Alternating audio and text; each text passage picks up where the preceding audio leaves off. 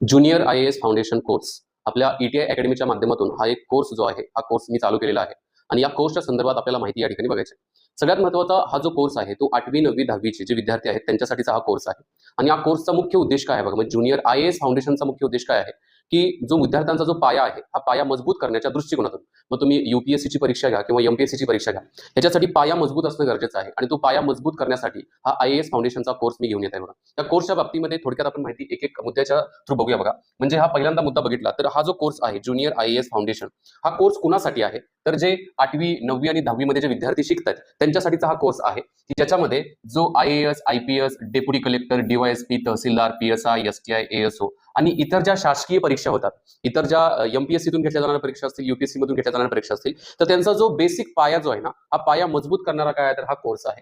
दोन्ही भाषेमध्ये अवेलेबल, म्हणजे याचं जर मीडियम बघितलं तर हा तुम्हाला इंग्लिशमध्ये पण आहे, इंग्लिश भाषेमध्ये पण आहे, मराठी भाषेमध्ये पण अवेलेबल आहे बघा. आता या कोर्सचं मुख्य वैशिष्ट्य काय आहे बघा, याच्यामध्ये 200+ रेकॉर्डेड लेक्चर्स तुम्हाला मिळतील. की रेकॉर्डेड लेक्चर्स असे असणार आहेत की तुम्ही केव्हाही कुठेही, म्हणजे तुमचा विद्यार्थी असेल किंवा स्वतः विद्यार्थी बघत असेल ना तर तो केव्हाही कुठेही बघू शकतो. आणखी एक महत्त्वाचं की विद्यार्थ्याचे जे अकॅडमिक आहे, म्हणजे त्याची जी शाळा वगैरे आहे ना त्याच्या व्यतिरिक्त काय करू शकतो तर 1 तास, म्हणजे अर्धा ते 1 तास लेक्चर आहे, तो कार्यकाळ काय करू शकतो तर तो वेळ काढून हे लेक्चर तो दररोज बघू शकतो. असे 200+ लेक्चर्स असणार आहेत. मिनिमम 200 आहेत, मॅक्सिमम 200च्या वरतीच लेक्चर्स असणार आहेत. मी स्वतः प्रत्येक मुद्दा प्रत्येक विषय जो आहे ना एकदम व्यवस्थित शिकवलेला आहे. एक म्हणजे रेकॉर्डेड 200+ तासाचं काय असणार आहे तर हे लेक्चर्स असणार आहेत. एकूण 6 विषय असणार आहेत बघा.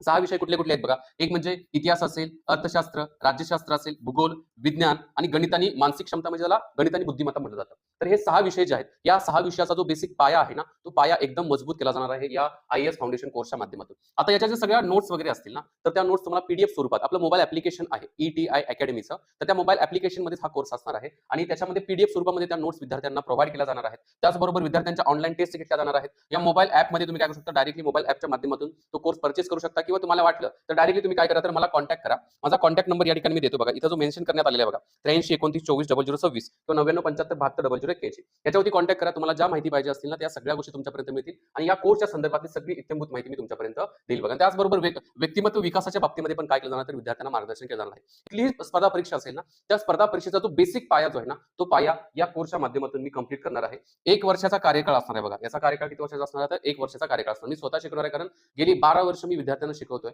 आपला ETI अकॅडमीचं YouTube चॅनल पण आहे, जवळपास 1,00,000+ त्याच्या आसपास सबस्क्रायबर त्या ठिकाणी आहेत.